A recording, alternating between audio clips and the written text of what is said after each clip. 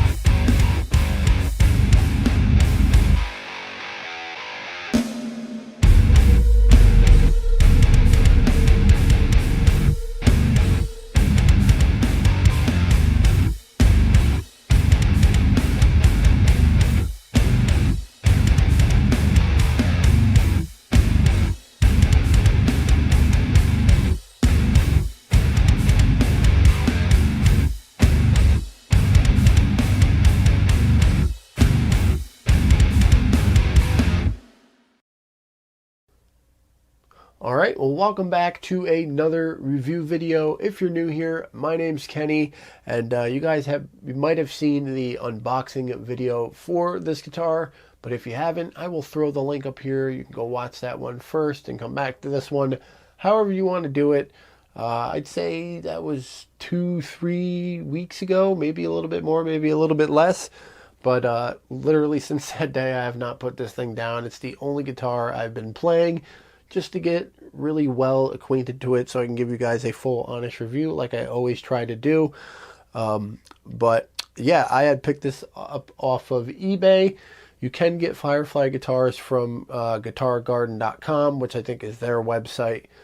I've been told it's better to get it from, that website. I'm not really sure what the benefits are, but I had zero problems getting it from eBay. The seller had, great reviews and good feedback. It arrived quickly. It didn't have any damage or anything like that. I'm not sure if there's some kind of dealer for Firefly guitars or what.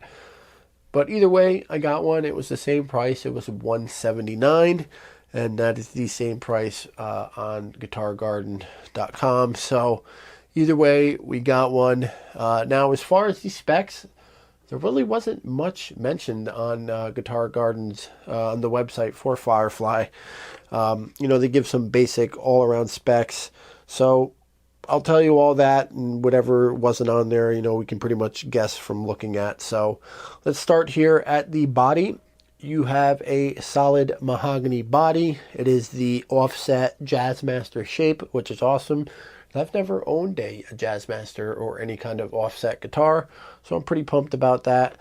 It definitely has what I would say, thin-ish paint job on it. It's some kind of like an alpine white, and then you have a gloss finish, probably a polyurethane finish. Super thin. You can see some of the prep work wasn't the best because, looking at it in the light, you can see some sanding marks and stuff like that. So they didn't put a really heavy finish on it, which, what can you expect for $179? Honestly, that's like the least of my concerns. And you can see, there's a couple, blemishes and stuff under the clear coat. But honestly, this thing's probably going to get painted eventually anyway. You have a tortoiseshell pickguard. It is 3-ply, normal Jazzmaster style shape pickguard. And then as far as the neck, you have a bolt-on Canadian maple neck. There is some mild flaming in it, which is pretty cool. I'm not sure if you'll see that on camera. You might be able to. But it looks really good. It is a 30-inch scale, obviously a baritone. I've had a few baritones. I have the Squire 27-inch scale. I've had a bunch of 26.5s, but this is obviously, 30-inch, so it's a true, what people consider a true baritone. And I've always wanted one, so I'm really happy that I kind of killed two birds with one stone, getting an offset and a real true 30-inch baritone. As far as the fretboard, you have a maple fretboard. It is 24 fret stainless steel. Now, we all know there's a bunch of different levels of stainless steel. It's same with like the guitars. They claim they have stainless steel. What level of stainless steel they have on them, I'm sure it's more of a softer or cheaper stainless steel. You know, I haven't had to do any kind of fret work on this thing, so it's really kind of hard to tell like the exact hardness of it. As far as the fret ends, those are really, really good. So I've been noticing that a lot of these like Chinese made guitars are coming with like ball end frets, which I'm a huge fan of. You know, they usually have like a bit on a Dremel tool that kind of has like a groove in the center of the sanding or the grinding stone, and it will, you know, round off the end of the fret. So none of them are sticking out, none of them are sharp. If you look down it, there is a few that are, you know, a tiny bit longer than the other. Nothing that I have to address because literally none of them are sticking out. But definitely a huge fan of the ball end frets, kind of just like the headlesses. I do that to some of my guitars. If it has like really bad fret ends, I will round them off, but I do it with a file, which obviously is way more time consuming. You have big black block inlays, which I'm a huge fan of block inlays.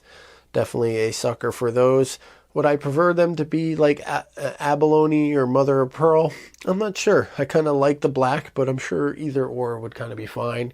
You have a black binding on each side of the fretboard. You have a dual action truss rod here up, adjustable up here at the headstock. Apparently you have a bone nut. I don't have any reason, to not believe that. It might be like a synthetic bone nut, but I mean, it's cut well. Now, I have changed the strings on this guitar because it did come for a baritone. It came with really thin strings on it. And I also wanted to test a theory. We will talk about that later. We have a reversed headstock on here.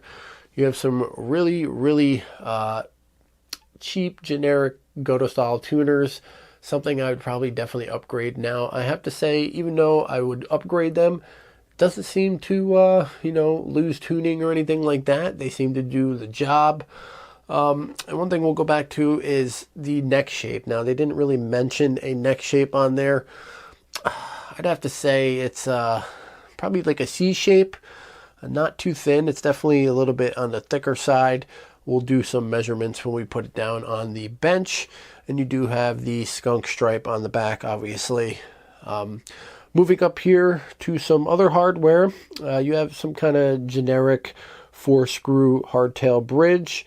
It's just super generic. That's all I can say about it. It's, non-branded. But as far as the adjustments, everything seems solid. Nothing seems like it wanted to strip out when I was adjusting the action. So all is well there, but it would be pretty cool to throw like a, Goto bridge on it, or a hip shot bridge, or maybe even like a Wilkinson or something like that. One volume, one tone, 3-way toggle, one output jack, obviously. I'm not a huge fan of the location of the output jack. If it was up to me, I know it really doesn't follow the Jazzmaster style, but maybe do like a Strat style plate that's at an angle, or maybe put it right here.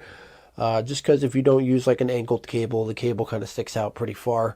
Not a huge deal, but it's just it'd be a little bit better, I think, if it was, in a different location. Now pickups, I haven't plugged them into a meter. I have to say they're medium to high output, at least the bridges. But we'll plug them into a meter and get an exact reading. But they're just non-name brand, generic. I'm not sure it doesn't say if they're Alnico 5s or anything like that. But we'll plug them into the meter, see what we're getting for, output and stuff like that. But some decent specs, especially for, getting, stainless steel frets and a apparent bone nut and everything for $179. But we'll talk about what I think of, what you get for your money, and the few complaints I have. We'll talk about that later on after we do sound demo and stuff. Let's go ahead and throw this thing on the bench. I want to open it up and take the pick guard off, see what's going on underneath, see if there's shielding paint, see how the routes are. We'll check the electronics and see how neat everything is, just to see exactly what you are getting. All right, let's go check the relief real quick. Now, out of the box, this thing had a ton of relief in it, so I did adjust it while I was changing the strings and adjusting everything else. Obviously, it's a super long scale. I do not have a slotted straight edge that's that long. I should probably make one, though. But if you take your 25.5 and go down a couple frets, it'll drop it in. Now, you're not getting a true accurate reading, but you can get an idea. It's pretty straight. I have a tiny bit of relief in there. If you check it with the string, you'll get the same result. Let's see here. So you can tell, tiny bit of relief in there, but not too much. So not too bad.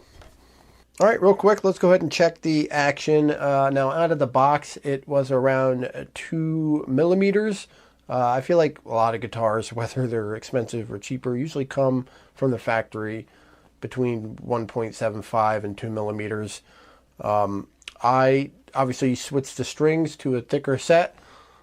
So I usually run most of my guitars around 1.50 with 7 strings, or baritones with a little bit thicker strings on them. I tend to run them between 1.75 or, anywhere between 1.50 and 1.75. I try not to go higher or lower than that.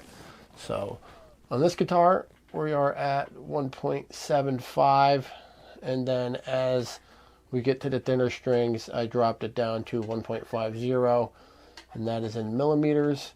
And then with inches, we're around 0.07, and then it will gradually drop down to 0.06. So not too bad, and it plays really well. All right, so we got it nice and zoomed in here. Seeing a couple things that are cool, and then some things that I can clean up here. Definitely clean up this. The little bunched up stuff could be cut to length a little bit shorter, so you can prevent some of this bunching, but is what it is. Now, as far as soldering joints, I'd say it's 50-50. Some look decent, and some look kind of boogered up, so I might touch some of that up while I'm in here. It is kind of refreshing to see normal size potentiometers. These are 500K. Doesn't seem to be any kind of markings or anything, so they're probably just a generic brand or something like that. It is kind of weird to see a larger pot. I feel like usually you never see a cap this size. I know, it could be smaller and still have the same value, but I just feel like you never really see these bigger caps inside of lower price guitars. So this is a 473J 630 volt. I think the J stands for like 5% tolerance or something like that. I'm not too educated when it comes to these caps. But yeah, everything looks decent. Just generic, non-name brand pickups, it looks like. Just marked bridge and neck. But we'll put the meter on those later on. So all this looks decent. I'm going to tidy this up, and then we'll go ahead and look at the cavity and see what's going on under there. All right, so we got the pick guard out of the way. I actually disconnected the bridge ground wire just because it was barely hanging on, so I'm going to fix that. But all this looks really good. The routes look nice and clean. I mean, there's a couple jagged spots, but I mean, nothing to complain about too much. But you have a nice solid coat of shielding paint on there. And just to test it and make sure it actually is shielding paint, I have my meter set to a mode that it beeps when it's completing a circuit. So let's just check this here. Yeah, this is real shielding paint. But I'm pretty impressed. I feel like usually you see, I've seen more expensive guitars where they skimp out on the shielding paint. This is definitely a nice solid coat, so that's pretty cool. I'm happy with that. So this looks really good under here. I'm pretty impressed, actually. All right, so real quick, just going to test these pickups. If I had to guess, I'd say the bridge pickup, I don't even know a number, but I feel like these aren't super high output. Obviously, usually the neck is a little bit lower, but let's start at the bridge pickup and see what we got. So wow, 14.8990. It's fluctuate between both. Definitely a little bit hotter than I thought, for sure. I mean, these pickups aren't horrible, I have to say, but I've come across that a bunch of times where you have those, cheaper budget, no name brand pickups that aren't actually that bad. Obviously, I probably will upgrade the pickups eventually, but let's see. So 14.89K or 90K. Let's check the neck. Yeah, see, pretty much half of that. So 8.33K. Yeah, definitely wasn't expecting that for the bridge. I mean, the neck, that's kind of, honestly, the neck is where I thought both pickups would be around. But yeah, these pickups really are not that bad. All right, so real quick, I'm going to go check the neck thickness. So here at the first fret, we'll go to the center of the first fret. We're at 42.70 millimeters. And we'll reset this. And then at the 18th fret, you're at 55, pretty much 55 millimeters, 55.02. Now let's check the neck thickness. All right, real quick, let's get an idea of how thick the neck is. I'm going to say by looking at it, it's pretty consistent all the way through until it starts, transitioning to the heel.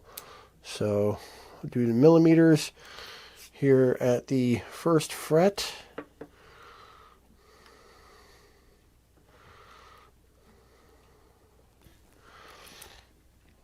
.23 on the dot. I don't know if you can see that. Well, 2301, it's going to fluctuate a little bit. So, and then here we're going to check it at the 15th fret, because at the 16th fret it starts transitioning to the neck heel. So let's check that. Jesus.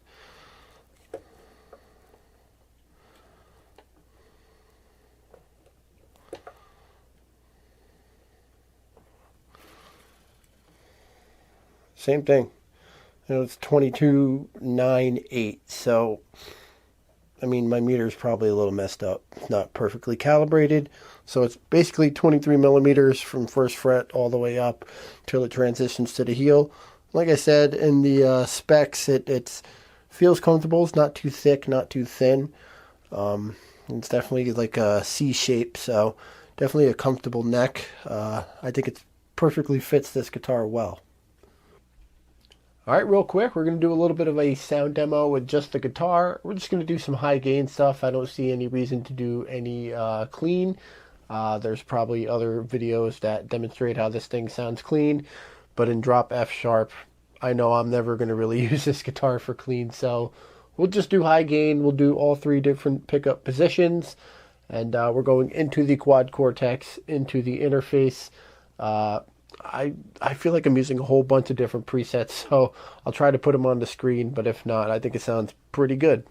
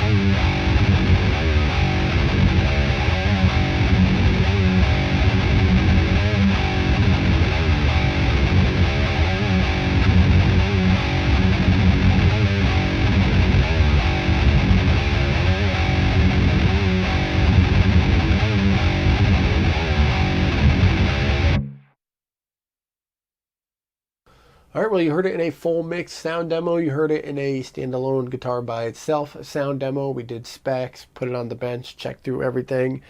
And yeah, let's talk about what I actually think about this thing. Now, I've never actually bought a $179 guitar that was brand new. I bought plenty of cheap used guitars for projects, you know, $50. I've even bought a LTD EC256 that was in like a fire for 20 bucks, and I made that thing look absolutely awesome. I'll actually put a picture of that up here. I turned and sold that thing for $400. I did a custom paint job on it, put EMGs in it, locking tuners. That thing turned out awesome. So I've never actually bought a brand new guitar for 179 bucks. Now, I was pretty skeptical. I've seen plenty of videos saying how good this guitar is, but you just never know. Everyone has different opinions on what they think are good. But I have to say, completely blown away with this thing. Now, obviously for $179, I have plenty of common sense to know, to expect, you know, it's going to have cheap electronics. It's not going to be the best finished job. QC is not going to be the greatest. But I have to say, where the QC and where the craftsmanship matters, this guitar has. So the fretwork, the, playability and everything like that, alignments of strings and the shape of the neck and all that stuff. Where it really matters, this guitar definitely nails. The stuff that doesn't really matter to me is expected is, like I said, cheap electronics, cheaper hardware, cheaper pickups, cheaper tuners, cheap nut and stuff like that.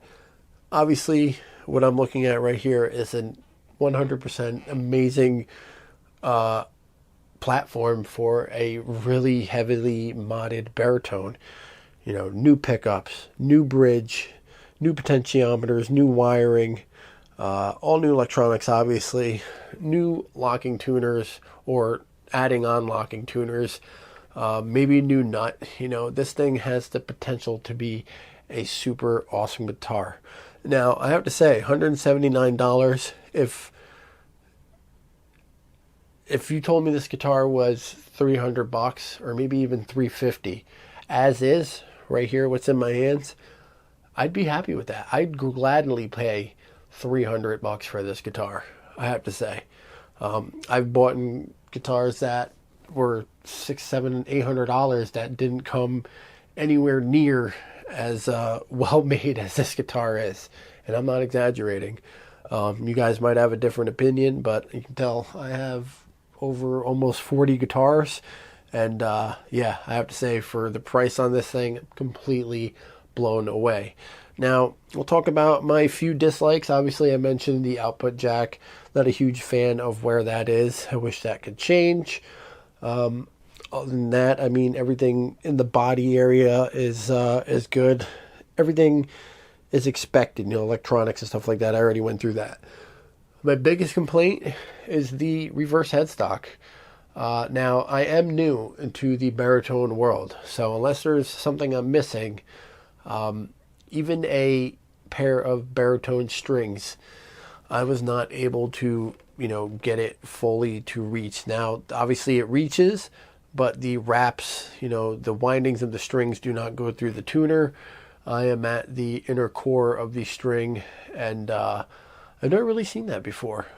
So, I mean, obviously I've seen that on your G, B, and E strings, but for the A string, it's just a little bit short.